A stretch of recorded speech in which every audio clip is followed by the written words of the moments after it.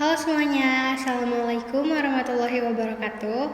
Perkenalkan, nama saya Ajeng Tria Inaya, mahasiswi Prodi Sastra Indonesia semester 1 Universitas Pamulang. Kali ini saya akan mewawancarai salah satu kakak tingkat saya dari Prodi Sastra Indonesia semester 7. Langsung aja ke wawancaranya. Aku di sini mau wawancarai beliau mengenai karya-karya yang sudah diterbitkan, tapi sebelumnya kakak boleh perkenalan diri dulu. Boleh. Halo semuanya, perkenalkan nama aku Intan Davriansi. Teman-teman bisa panggil aku Intan. Aku mahasiswa semester 7 di Universitas Pamulang jurusan Sastra Indonesia dan sekarang umur aku 21 tahun. Oke, aku langsung mulai ke pertanyaan pertama aja ya, Kak. Boleh. Apa sih yang menginspirasi kakak untuk menulis karya-karya yang sudah kakak terbitkan? Oke, inspirasinya aku tuh kalau nulis bisa dari mana aja.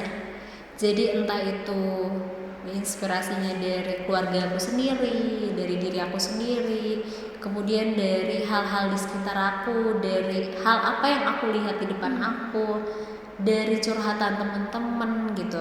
Bahkan even ketika kamu pergi ke pasar, ketika aku pergi ke pasar nih, aku bisa melihat ide-ide baru di situ.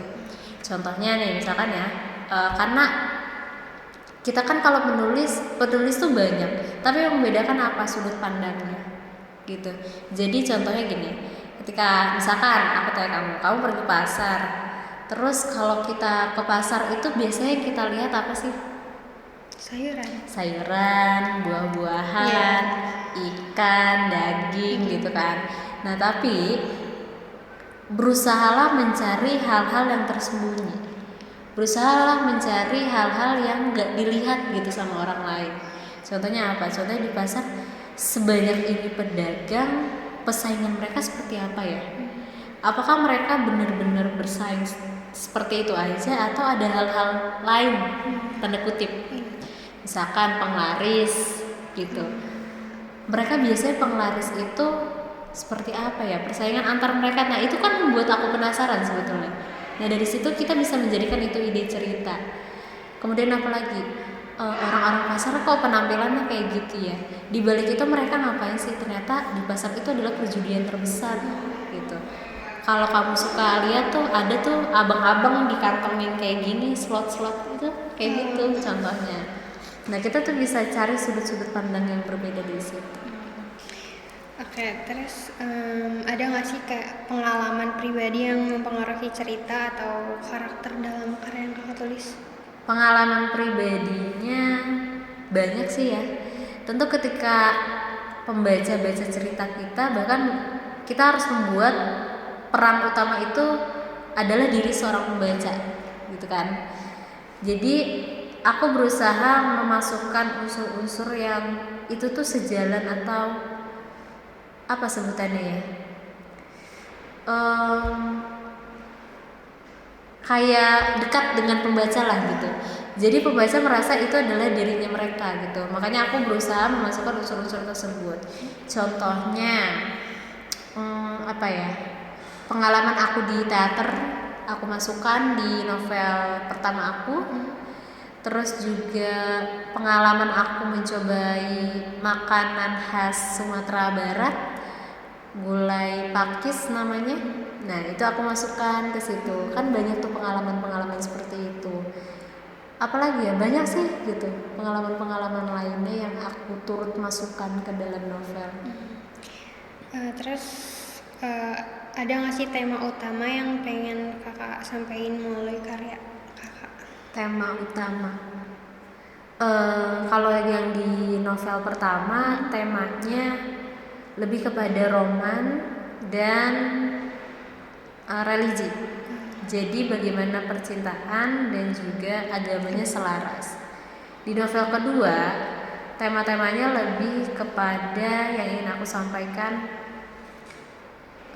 Yang pertama sepertinya romans juga, cuma aku pengen masukin unsur-unsur politiknya, sosialnya, kemudian juga kasus-kasus pelecehan seksual itu aku masukkan juga ke dalam situ. Terus mungkin ada penulis atau karya sastra yang mempengaruhi gaya kakak untuk menulis karya gitu? Banyak. Jadi aku tuh kalau misalkan menulis, aku menyiapkan beberapa karya yang akan aku baca. Nah, pada saat aku menulis novel kedua aku, mungkin kalau kamu pernah baca Cantik Itu Luka. Aku tahu tapi belum pernah baca. Cantik Itu Luka itu karyanya Eka Kurniawan. Kalau kita baca karyanya beliau tuh sangat unik gitu loh. Jadi kalau aku lihat mungkin untuk pembaca yang baru-baru mereka agak kesulitan. Karena apa? Lebih banyak deskripsi dibanding dialog. Tapi dari deskripsi itu seperti berdialog gitu. Jadi cara-cara yang seperti itu yang berusaha aku curi-curi gitu. Kita tuh menjadi seorang penulis yaitu harus banyak curi-curi pengetahuan, pengalaman, dan juga metode cara. Karena contohnya gini, ketika kamu ingin menuliskan cerita horor, kamu gak akan kebayang tuh gimana menuliskan setan yang serem, setan yang berdarah-darah, setan yang matanya hitam segala macam, kulit yang ngelupas segala macam. Gimana kamu menuliskan sosok itu ke dalam sebuah tulisan sedangkan dia bentuknya visual? Gimana gitu. Nah, cara satu-satunya adalah membaca karya yang sama. Dari karya yang sama itu kita akan gampang tuh menuliskannya. Oh, kalau kalau nulis pocong tuh kayak gini loh. Kalau nulis hal-hal yang contoh kebakaran deh. Bagaimana menuliskan fenomena kamu ada di sebuah kebakaran? Sulit kan ya untuk menuliskannya dalam bentuk tulisan, sehingga ketika membaca tulisan itu kita tuh seperti berada di tengah-tengah kebakaran itu gitu. Nah itu, jadi contoh-contoh yang mempengaruhi tulisan aku atau aku mengikuti jejaknya ada ya Eka Kurniawan, terus juga Pramudia juga bagus sih. Aku suka gaya-gaya Asma Nadia juga simple tapi langsung nancep gitu. Kalau Asma Nadia, Terelie juga gitu, banyak sih. Pernah nggak selama kakak nulis tuh kayak dapat kritik atau saran dari orang-orang yang berkesan mungkin juga? Kritik banyak. Kritik itu bahkan aku langsung dikritik sama waktu itu, bukan kritik sih ya, lebih tepatnya masukan kali ya.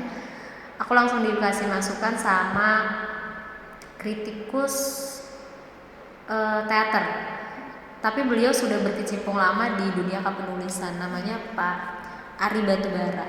Pak Ari ini sangat detail sekali untuk melihat setiap paragrafnya, dan beliau ngasih taunya juga baik-baik kayak, nah ini tulisannya kamu lihat nih, coba kamu baca 2 paragraf ini, enak gak gitu. Dia tanya kayak gitu. Jadi dari situ aku menganggap bahwa itu tuh bukan kritikan yang menjatuhkan, tapi kritikan membangun. Lagi ada dari kakak aku misalkan, kan ini tuh alurnya kok sama kayak cerita ini ya. Menurut aku jadi kayak ini bukan kritik menjatuhkan, tapi kayak kakak aku ingin memberitahu bahwa alur seperti ini tuh monoton loh udah banyaknya. Ini pada saat nulis novel pertama. Terus juga banyak lah di temen aku juga ngekritik covernya, katanya covernya banyak lah pasaran gitu. Terus fontnya juga kok gede banget ya kayak gitu. Nah dari novel pertama, dari kritikan-kritikan itu kemudian aku jadikan itu sebuah masukan yang bagus, aku perbaiki di novel kedua aku gitu. Kalau di novel kedua kakak ini ada nggak tokoh yang jadi favorit kakak gitu? Tokoh yang jadi favorit aku mungkin tokoh perempuannya namanya Di ini tuh sosok perempuan yang sangat-sangat kuat, karena kita nggak bisa pungkiri bahwa di kehidupan nyata kita ini tuh banyak orang-orang yang terlahir tidak seberuntung kita, atau terlahir mereka sudah dengan kondisi-kondisi yang memaksa mereka untuk untuk tetap bertahan hidup aja susah gitu. Makanya aku berusaha si tokoh di ini buat aku sangat-sangat menginspirasi lah gitu. Terus kalau proses penulisan itu kan pasti banyak ya kesulitan-kesulitan atau tantangan gitu. Kalau cara kakak menghadapi hal tersebut tuh gimana? Oke, cara aku menghadapi tantangan dalam menulis Iya. ya.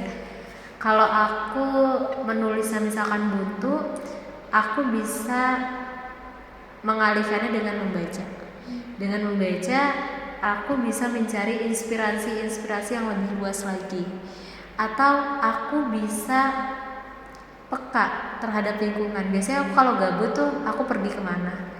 Gak tahu, maksudnya pergi aja gitu. Pergi nanti di jalan aku lihat ada ini, ada itu, aku catat, aku tulis. Terus aku pergi lagi misalkan ke kampus padahal nggak ngapa-ngapain, terus ngelihat teman-teman, ngelihat aktivitas orang-orang.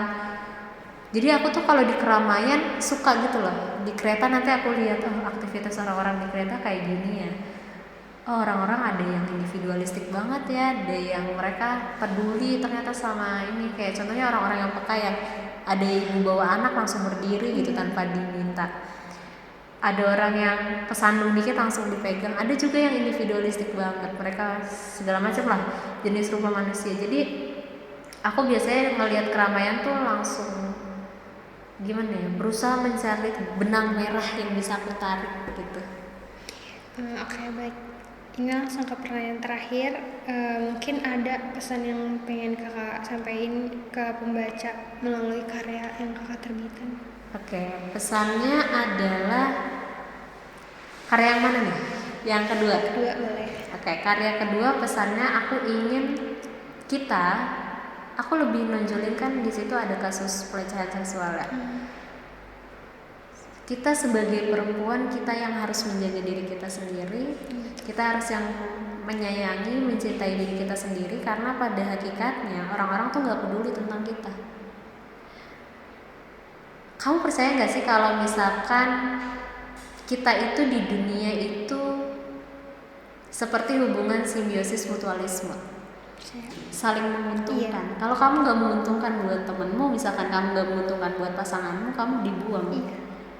Kamu gak ada gunanya gitu. Artinya sebetulnya gak ada loh orang-orang yang tulus di dunia ini. Semuanya adalah simbiosis mutualisme, saling menguntungkan dan diuntungkan gitu.